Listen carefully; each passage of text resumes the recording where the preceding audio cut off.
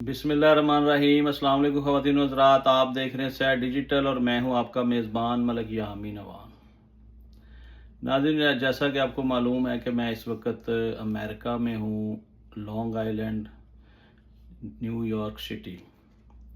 और मैंने कहा कि मैं 1-2-3 दिन का वक्फ़ा डल गया है प्रोग्राम में, तो क्यों ना प्रोग्राम का बाकायदा आगाज़ यहाँ से किया जाए।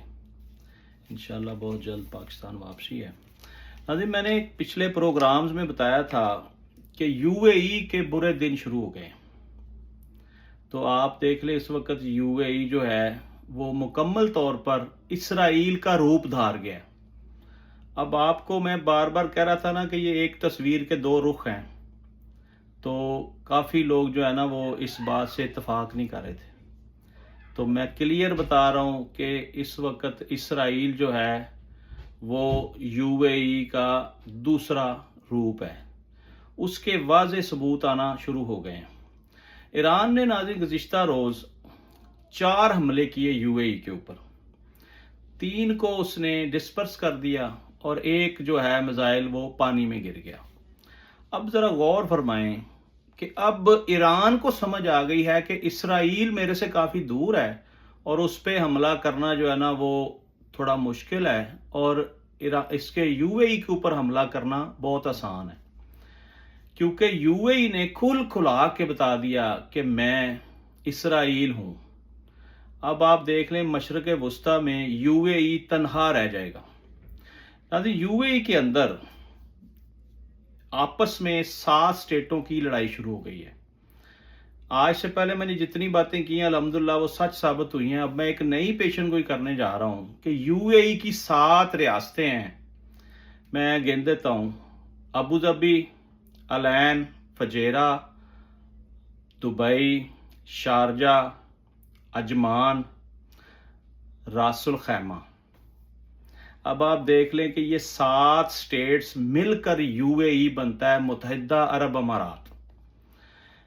ये सारा किया धरा जो है, ये बताया ये जा रहा है कि ये अबू धाबी और दुबई का किया धरा है, जिसकी जद में सारी स्टेटें आ रही हैं। अब अफसोस की बात यह है कि इनके अंदर भी लड़ाई करा दी यहूदो नसारा ने, और मशरक़ वस्ता में भी यूएई को तन्हा कर दिया। यूएई का कड़ा इम्तिहान शुरू हो गया। सबसे पहले यूएई को इन 7 रियासतों में से शारजा छोड़ने जा रहा है। शारजा बाकायदा ऐलान करेगा, शारजा के शेख ऐलान करेंगे कि जनाब हम मुत्तहिदा अरब अमारात का हिस्सा नहीं हैं, लिहाजा हमारी किसी से लड़ाई नहीं है और हमें बिल्कुल डिस्टर्ब ना किया जाए। नाज़रीन, ये छोटी छोटी रियासतें हैं। आप कह लें 5 किलोमीटर, 10 किलोमीटर में, 20 किलोमीटर के अंदर पूरा मैंने यूएई जो है ना बाई रोड विजिट किया। ये मैक्सिमम दुबई से आप कह लें कि फजेरा, रासुल खैमा 1-1.5 घंटे की ड्राइव है। पूरा यूएई मेरा ख्याल है 1-1.5 में आप एक साइड से दूसरी साइड तक जा सकते हैं। तो ये तो ईरान एक सेकंड में लपेट के रख देगा हर चीज को। क्या जरूरत पड़ी थी यूएई को पूरे मशरक़ वस्ता में अपने आप को प्रोमिनेट करने की कि जी मैं यहूदो नसारा का दोस्त हूं, जबकि अल्लाह पाक ने कुरान में इरशाद फरमाया कि यहूदो नसारा कभी भी मुसलमानों के दोस्त नहीं हो सकते, ये आपस में एक दूसरे के दोस्त हैं। बहरहाल मेरी बातें पहले भी सच हुई, ये बात भी सच होगी। मैं आपको खुल्लम खुला ये बता दूं कि यूएई इस वक्त पाकिस्तानियों के साथ बड़ी ज़बरदस्त किस्म की जुल्म और ज्यादती कर रहा है। निहत्ते पाकिस्तानियों को सीआईडी के थ्रू गिरफ्तार करके 8-8, 10-10 दिन उनको रखा जाता है।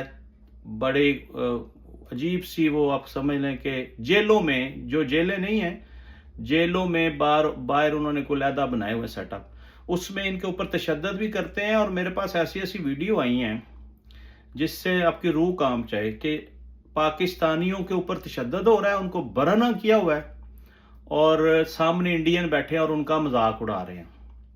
मैंने एक प्रोग्राम में कहा था ना कि ये आपस में दोस्त हैं, UAE, Israel, America, Bharat, Afghanistan.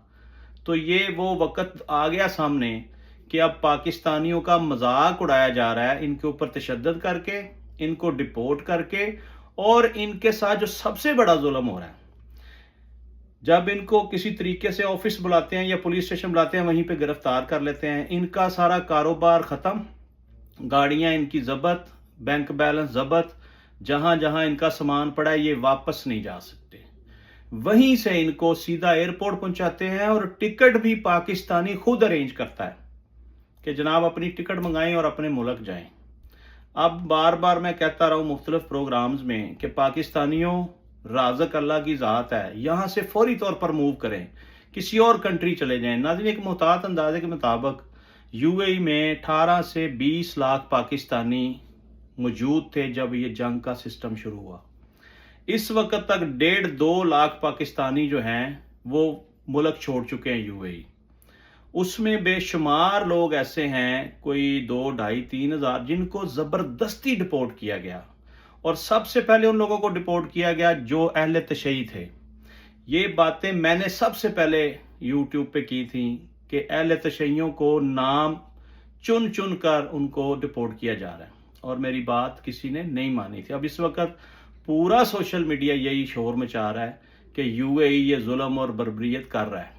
بہرحال پاکستان کی جو حکومت ہے اس کو اس وقت فوری طور پر سٹینڈ لینا پڑے گا، اپنے پاکستانیوں کے اثاثے بچائیں، اور حکومت پاکستان یو اے ای کو ایک بڑی دھمکی لگائے کہ اگر ہمارے لوگوں کے ساتھ آپ نے یہ زور زبردستی اور ڈپورٹ والا سلسلہ بند نہ کیا تو پھر ہم برا پیش آئیں گے، کیونکہ پاکستانیوں کا کچھ 100 سے 150 ارب ڈالر جو ہے وہ وہاں پہ لگا ہوا ہے۔ ذرا سوچیں، ذرا کیلکولیشن تو کریں، ہم 1 ارب ڈالر کے لیے آئی ایم ایف کی کتنی منتیں کرتے ہیں، اور ہمارے ملک سے کرپٹ اور منافق سیاست دانوں نے کراچی سے ڈالرز کی لانچیں بھر بھر کے یو اے ای بھیجیں۔ یو اے ای جو ہے وہ پاکستان کا مقروض ہے، ہمارا اربوں خربوں روپیہ وہاں شفٹ کیا گیا۔ ان سب کو کیفر کردار تک پہنچانا چاہیے۔ نہ اس کے ساتھ ساتھ ایک بات اور بھی سننے کو مل رہی ہے کہ ملک ریاض اور علی ریاض کو انٹرپول کے تھرو گرفتار کر کے لانے کی تیاریاں کی جا رہی ہیں۔ یہ بات میں آپ کو واضح بتا دوں کہ ملک ریاض اور علی ریاض، ان کے پاس یو اے ای کی نیشنلٹی ہے، ان کے پاس مالٹا کی نیشنلٹی ہے، ان کے پاس یو کے کی نیشنلٹی ہے، اور چوتھے نمبر پر پاکستان کے بھی یہ نیشنل ہیں۔ محب وطن پاکستانی ہیں یہ، انہوں نے بحریہ ٹاؤن بنا کر پاکستان کا نقشہ ہی بدل دیا۔ آج ان کو ہمارے ادارے ملزم بنا کر، مجرم بنا کر عوام کے سامنے پیش کرنا چاہتے ہیں کہ جناب یہ بڑے ظالم لوگ ہیں، انہوں نے بڑی کرپشن کی ہے۔ تو جنہوں نے کرپشن کی ہے ان کو تو آپ نے اقتدار پہ بٹھایا ہوا ہے۔ یہ میں واضح کر دوں، میں بھی محب وطن پاکستانی ہوں۔ ہمارے یہ ملک ریاض صاحب اور ان کے بیٹے علی ریاض صاحب جو ہیں، یہ پاکستان کے محب وطن پاکستانی ہیں۔ ان کے ساتھ ظلم اور زیادتی ہو رہی ہے۔ پہلے ان کا سارا کچھ پاکستان میں چھین لیا گیا، منجمد کر لیا گیا، اب کیا ظلم ہونے جا رہا ہے؟ اب ان کو انٹرپول کے تھرو گرفتار کر کے لایا جائے گا، اور ان سے کچھ موجودہ وقت کے حکمرانوں کو کچھ گواہیاں چاہیے، کچھ ایسے ان سے کچھ کام کروائے جائیں گے جس سے کافی سیاستدانوں کو نقصان ہوگا۔ بہرحال میں جانتا ہوں کسی قیمت پر، یہ میرا دعویٰ ہے، حکومت پاکستان ان کو انٹرپول کے تھرو گرفتار کر کے پاکستان نہیں لا سکے گی، سوال ہی پیدا نہیں ہوتا۔ یہ جو یو اے ای کے شیخ ہیں نا، یہ کبھی بھی ایسا نہیں ہونے دیں گے۔ اس کے اثرات آنے والے دنوں میں آپ کو نظر آئیں گے۔ تو بہرحال میرا سب سے زیادہ پاکستانیوں کو یہ مشورہ ہے جو یو اے ای میں رہ رہے ہیں، فوری طور پر یو اے ای چھوڑ دیں، اپنی جان بچائیں، کیونکہ اس وقت یو اے ای اور ایران کی بڑی زبردست قسم کی جنگ شروع ہونے والی ہے۔ اگلے 24 گھنٹوں میں اسرائیل یو اے ای کے تھرو ایران کے اوپر ایک بہت بڑا حملہ کرنے جا رہا ہے، جس سے مشرق وسطیٰ میں دوبارہ سے کاروبار بند ہو جائیں گے، سکول بند ہو جائیں گے، اور نئی جنگ کا آغاز ہونے جا رہا ہے۔ यहूद व नसारा ने वही किया जिसके ऊपर वो कई सालों से काम कर रहे थे कि मुसलमानों को आपस में लड़वाना है। तो ख़वातीनो हज़रात, मुसलमान आपस में लड़ पड़े हैं। ये मुसलमानों की लड़ाई चल पड़ेगी साला साल, और यहूद व नसारा पतली गली से निकल जाएंगे। आने वाले दिनों में फिर वही बहरान पैदा होने जा रहा है।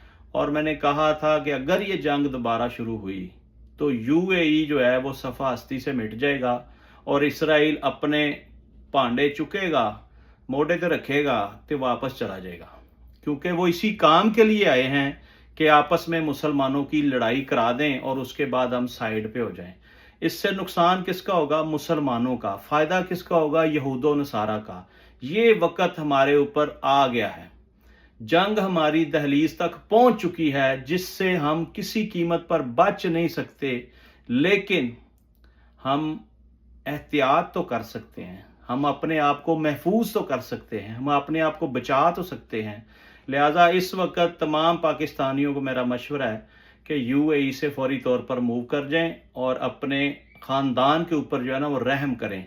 इतनी लॉयल्टी, इतना मुखलस होने की ज़रूरत नहीं है, क्योंकि यूएई पाकिस्तानियों का सबसे बड़ा दुश्मन है, ये उसने वाज़े कर दिया। आज तक के लिए इतने ही। नाज़रीन, अपने मेज़बान मलिक यामीन अवान को यूएस से, अमेरिका से इजाज़त दीजिए। कल फिर एक इंशाल्लाह नए प्रोग्राम के साथ आपकी खिदमत में हाज़िर होंगे। पाकिस्तान जिंदाबाद।